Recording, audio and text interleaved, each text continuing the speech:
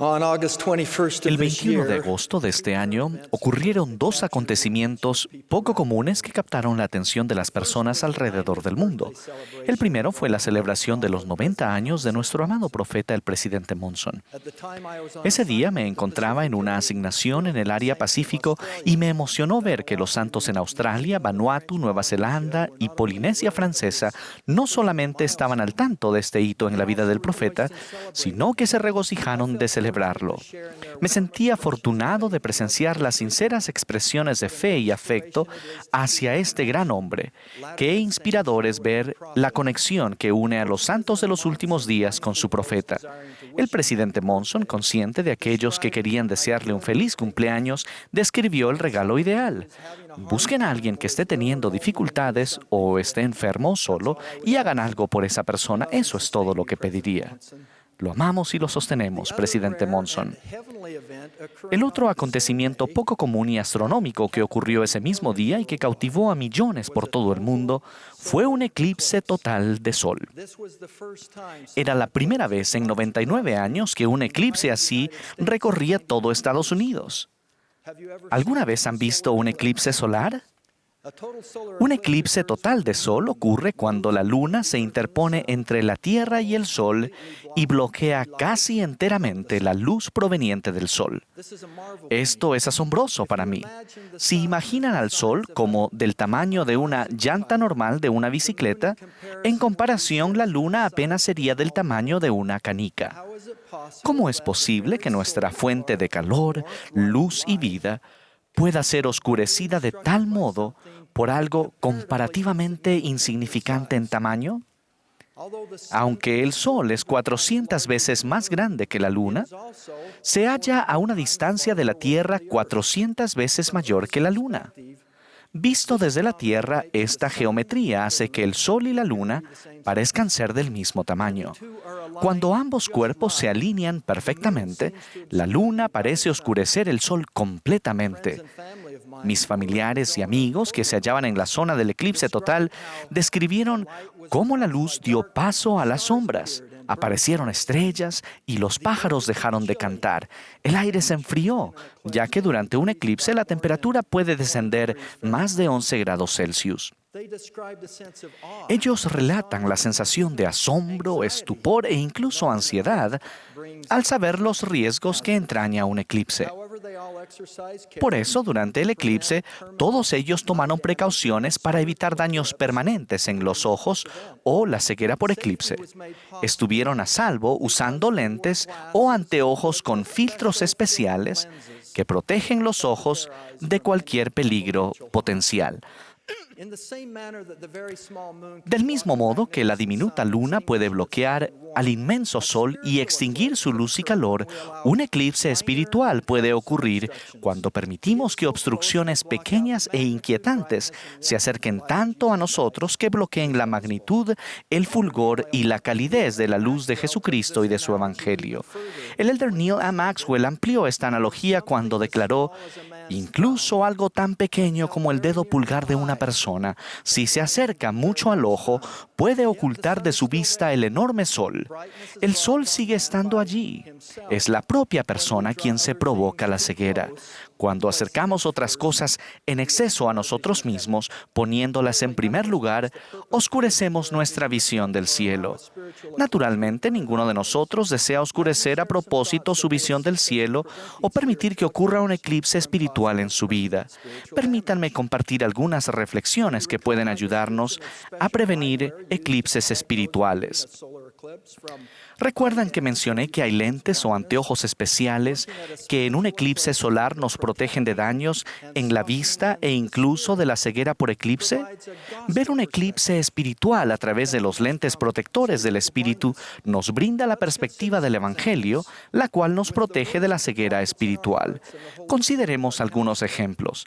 Teniendo las palabras de profetas en el corazón y el Espíritu Santo como consejero, podemos contemplar una luz celestial parcialmente bloqueada con los lentes del Evangelio y así evitar el daño de un eclipse espiritual. Entonces, ¿cómo nos ponemos los lentes del Evangelio? Les doy algunos ejemplos. Los lentes del Evangelio nos hacen saber que el Señor desea que tomemos la Santa Cena cada semana, que estudiemos las Escrituras y oremos diariamente. También nos dicen que Satanás nos tentará a que no lo hagamos y que procura privarnos de nuestro albedrío mediante distracciones y tentaciones mundanas. Aún en los tiempos de Job, había eclipses espirituales descritos de esta forma. De día estos se topan con tinieblas y a mediodía andan a tientas como de noche. Hermanos, cuando habla de ver a través de los lentes del Evangelio, no estoy sugiriendo que nos neguemos a reconocer, a analizar los desafíos que enfrentamos en el mundo, ni que andemos con ingenuidad, ajenos a las trampas y los males que el enemigo ha colocado ante nosotros. No me refiero a que usemos anteojeras, sino todo lo contrario. Sugiero que veamos los desafíos a través de los lentes del Evangelio. Tener perspectiva es la capacidad de ver toda la información relevante en una relación significativa, enseñó el Elder Oaks. La perspectiva del Evangelio expande nuestra visión a una perspectiva eterna. Al usar sus lentes del Evangelio, descubren que piensan acerca de sus prioridades, sus problemas, sus tentaciones e incluso sus equivocaciones de una manera centrada y con una perspectiva ampliada. Verán una luz más brillante que no se puede ver sin ellos. Irónicamente, las cosas negativas no son las únicas que pueden causar un eclipse espiritual. Con frecuencia, al centrarnos demasiado en actividades admirables y positivas, estas llegan a bloquear la luz del Evangelio y dan paso a la oscuridad. Entre ellas se encuentran la formación académica, la prosperidad, el poder y la influencia, la ambición e incluso los talentos y los dones. El presidente Uchtdorf enseñó que cualquier virtud, cuando se lleva al extremo, se convierte en un vicio. Llega a un punto en el que las metas se pueden convertir en piedras de molino y las ambiciones en una carga. Permítanme dar ejemplos más específicos de cosas que pueden causarnos eclipses espirituales. Hace poco hablé en la conferencia de la mujer en BYU. Hablé de cómo la tecnología, incluso las redes sociales, ayudan a difundir el conocimiento de un Salvador por toda nación, tribu, lengua y pueblo. Estas tecnologías incluyen sitios web de la iglesia tales como lds.org, mormon.org, las aplicaciones móviles como Biblioteca del Evangelio, Canal Mormón, Herramientas Sud y Family Search, y las plataformas de las redes sociales como Facebook, Instagram, Twitter y Pinterest. Estas modalidades han generado cientos de millones de clics en compartir, me gusta, retuitear y pins y son muy efectivas para compartir el Evangelio. A pesar de las virtudes y el uso apropiado de estas tecnologías, hay riesgos inherentes en ellas que, si las acercamos en exceso a nosotros, nos pueden colocar en un eclipse espiritual, pudiendo bloquear la luz y la calidez del Evangelio. El uso de las redes sociales, de aplicaciones móviles y de juegos pueden consumir tiempo en forma desmesurada y reducir las interacciones cara a cara. Esta disminución de la conversación personal puede afectar a los matrimonios, tomar el lugar de prácticas espirituales valiosas y truncar el desarrollo de habilidades sociales, especialmente entre los jóvenes. Hay dos riesgos adicionales relacionados con las redes sociales: la realidad idealizada y hacer comparaciones debilitantes. Muchas o la mayoría de las imágenes que se publican en las redes sociales tienden a presentar la vida en su mejor estado, que suele ser poco realista. Todos nosotros hemos contemplado hermosas imágenes de hogares decorados, lugares vacacionales maravillosos, selfies sonrientes, comidas muy elaboradas y cuerpos físicos casi imposibles de alcanzar. Aquí ven, por ejemplo, una imagen que podrían ver en la cuenta de cualquier persona en las redes sociales.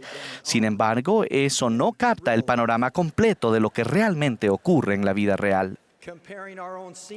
Al comparar nuestras vidas aparentemente corrientes con la representación retocada y perfeccionada de la vida de los demás, tal como se muestran en las redes sociales, pueden surgir en nosotros sentimientos de desánimo, envidia e incluso fracaso. Una persona que había compartido numerosas fotos dijo, parcialmente en broma, ¿de qué sirve estar feliz si no vas a publicarlo? Como nos recordó la hermana Oscarson esta mañana, el éxito en la vida no depende de cuántos me gusta recibamos ni cuántos amigos o seguidores tengamos en las redes sociales, pero sí tiene que ver con el relacionarnos con los demás de formas significativas y aportar luz a sus vidas.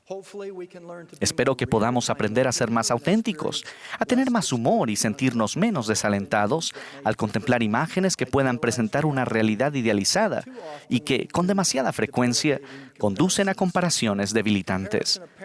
Aparentemente, las comparaciones no son una característica exclusiva de nuestros tiempos. El apóstol Pablo advirtió al pueblo de su época que ellos, midiéndose a sí mismos y comparándose consigo mismos, no son juiciosos. Habiendo tantos usos apropiados e inspirados de la tecnología, usémosla para enseñar, inspirar, elevar y alentar a los demás a ser lo mejor que pueden ser, en lugar de presentar una imagen virtual idealizada de nosotros mismos. Enseñemos y mostremos a las nuevas generaciones el uso digno de la tecnología y advirtámosles además de los peligros que conlleva y de su uso destructivo. Ver las redes sociales a través de los lentes del Evangelio puede evitar que lleguen a convertirse en un eclipse espiritual en nuestra vida. Consideremos ahora el orgullo, la piedra de tropiezo desde tiempos remotos. El orgullo es lo opuesto a la humildad, la cual es la disposición a someterse a la voluntad del Señor. Cuando somos orgullosos, tendemos a honrarnos a nosotros mismos en lugar de honrar a los demás o dar gloria a Dios. Con frecuencia, el orgullo es competitivo. Es la tendencia a procurar obtener más y a creernos mejores que los demás. Por lo general, el orgullo trae como resultado sentimientos de ira y de odio. Hace que uno guarde rencores y se abstenga de perdonar. El orgullo desaparece con el atributo de humildad de Cristo. Las relaciones, incluso con familiares cercanos y seres queridos, especialmente con familiares cercanos y seres queridos, aún entre esposos y esposas, se nutren con la humildad y se bloquean con el orgullo. Hace muchos años, un ejecutivo de una gran empresa comercial me llamó para conversar sobre su compañía que iba a ser vendida a sus competidores. Él, junto con muchos otros colegas de la sede de la empresa, estaban muy preocupados de que pudieran perder sus empleos. Como él sabía que yo conocía bien a los directores ejecutivos de la empresa compradora, me preguntó si estaría dispuesto a presentarlo y darles una buena referencia e incluso programar que se reunieran con él. Él concluyó con la siguiente declaración: ya sabes lo que se dice, los mansos perecerán. Entendí que su comentario fue expresado en tono humorístico. Capté el chiste, pero había un principio importante que pensé que podría venirle bien a él. Respondí: en realidad, eso no es lo que se dice. Lo que se dice es justamente lo contrario. Los mansos heredarán la tierra. Eso es lo que se dice. En mi experiencia en la iglesia, así como en mi carrera profesional, algunas de las mejores personas que he conocido y de las más eficaces han estado entre las más mansas y humildes. La humildad y la mansedumbre encajan como la mano en el guante. Recordemos que nadie es aceptable a Dios sino los mansos y humildes de corazón. Ruego que nos esforcemos por adquirir la virtud de la humildad para evitar el eclipse espiritual del orgullo. En resumen, un eclipse solar es efectivamente un extraordinario fenómeno de la naturaleza durante el cual la belleza, la calidez y la luz del sol pueden quedar completamente opacadas por un objeto comparativamente insignificante, produciéndose oscuridad y frío. Un fenómeno similar puede suceder en sentido espiritual, cuando permitimos que los asuntos pequeños e insignificantes se acerquen tanto que bloqueen la belleza, la calidez y la luz celestiales del Evangelio de Jesucristo, dejando en su lugar una fría oscuridad. Los objetos diseñados para proteger la vista de las personas que se hallen en una zona de un eclipse solar total pueden prevenir daños permanentes.